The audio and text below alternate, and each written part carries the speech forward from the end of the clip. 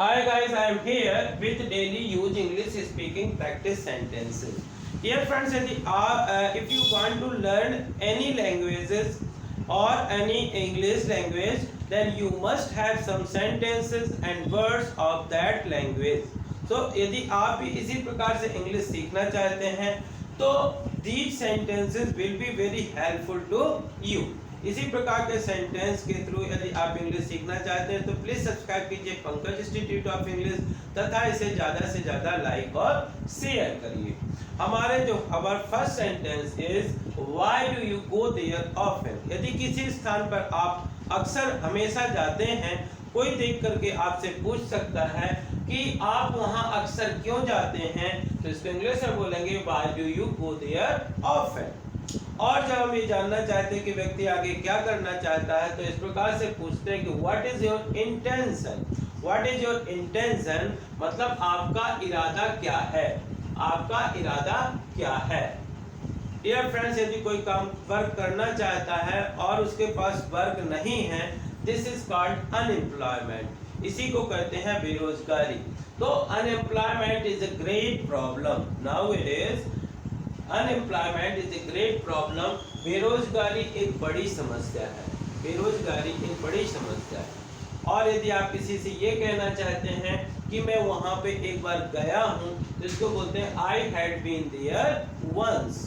I had been there once.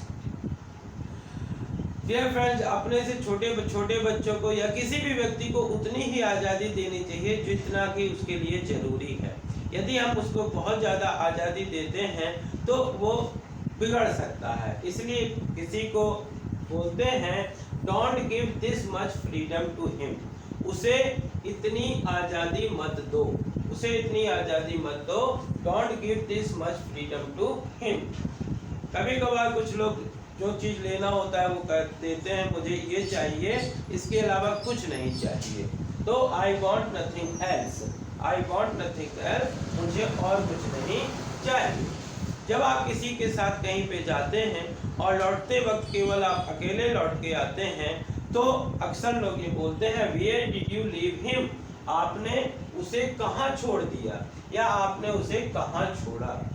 यार friends, यदि आपका पेट भरा हुआ है तो यानी कि आई एम फुल यदि आप कह सकते हैं और आगे कुछ भी नहीं खाना चाहते हैं तो उसको ये भी कह सकते हैं कि I am stuffed. I am stuffed मतलब मेरा पेट भरा हुआ है। जब आप किसी वर्क को करते हैं और यदि हम कहना चाहते हैं कि उसमें थोड़ा और सुधार करिए, उसे और अच्छे से करिए, तो बोलते हैं step up your level. Step up your level मतलब आप इसे और बेहतर करिए, आप इसे और बेहतर करिए।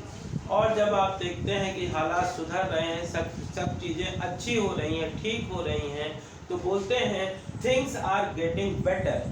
थिंग्स आर गेटिंग बेटर मतलब सब कुछ ठीक हो रहा है, सब कुछ ठीक हो रहा है।